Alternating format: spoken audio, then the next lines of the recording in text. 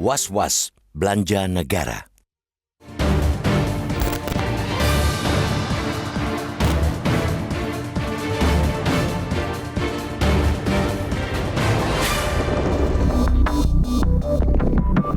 Realisasi anggaran pendapatan dan belanja negara atau APBN 2024 masih menunjukkan indikasi mengkhawatirkan.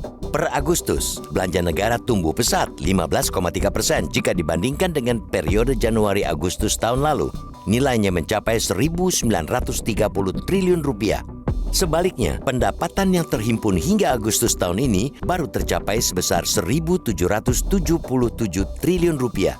Nilai itu menyusut 2,5% ketimbang perolehan pada periode yang sama 2023.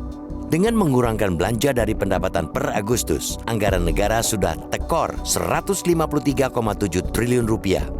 Hal ini berbanding terbalik dengan pengelolaan APBN 2023 yang masih mencatatkan surplus per akhir Agustus.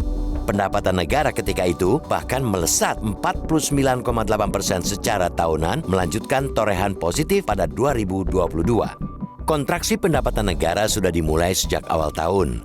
Tren penyusutan memang mengecil ketimbang pada April 2024 yang sempat mencapai 9% dan Juni 8%. Pada Juli, penyusutan pendapatan kembali menurun di angka 6,2%. Meski begitu, itu belum bisa menjamin APBN aman. Pasalnya, realisasi belanja tahun ini seperti tanpa rem berupa penghematan. Pengeluaran di sejumlah pos belanja yang kurang produktif dilakukan secara jor-joran, bahkan cenderung ugal-ugalan. Menteri Keuangan Sri Mulyani mengungkapkan pesatnya pertumbuhan belanja negara terutama untuk penyelenggaraan pemilu, penyaluran bantuan sosial atau bansos, dan pembayaran utang. Publik sudah mengetahui bahwa bansos yang membengkak terjadi pada masa pemilu yang diklaim untuk bantalan dampak El Nino. Ibarat rumah tangga, keadaan anggaran negara seperti itu sudah besar pasak daripada tiang yang menimbulkan konsekuensi mantap alias makan tabungan. Bila situasi ini gambaran keuangan rumah tangga kelas menengah, malah sudah mulai diteror penagih utang dari penyedia jasa pinjaman atau online alias pinjol. Tekanan APBN pun belum usai. Di masa transisi pemerintahan, ada kepentingan untuk menjaga stabilitas politik dan ekonomi. Presiden Joko Widodo telah menginstruksikan jajarannya untuk tidak mengeluarkan kebijakan yang menimbulkan gejolak di masyarakat. Itu bisa diterjemahkan belum akan ada kenaikan harga-harga yang dikendalikan pemerintah, seperti tarif listrik dan harga bahan bakar minyak atau BBM. Konsekuensinya, subsidi berpotensi membengkak di tengah ketidakpastian yang masih menggelayuti perekonomian global. Belum lagi ditambah biaya pembangunan Ibu Kota Negara atau IKN Nusantara yang menurut Kementerian Keuangan baru 50% terrealisasi untuk tahun ini. Defisit anggaran hingga akhir tahun ini sudah diprediksi Kementerian Keuangan melebar dari 2,29% produk domestik bruto atau PDB menjadi 2,7% PDB.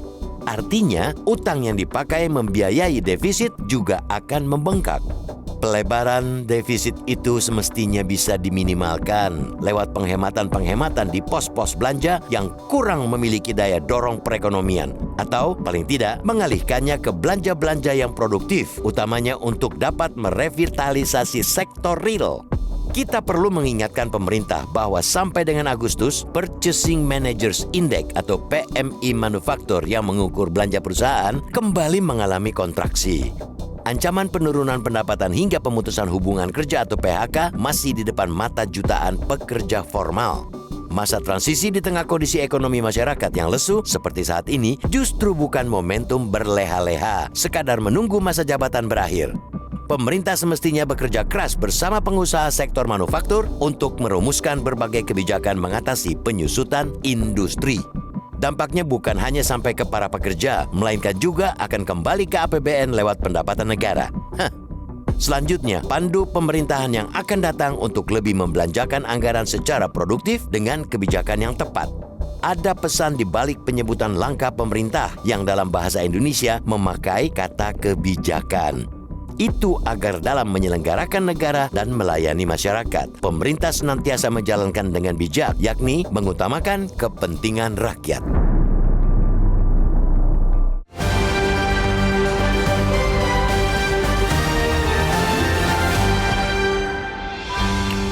Jelajahi cara baru mendapatkan informasi. Download Metro TV Extend sekarang.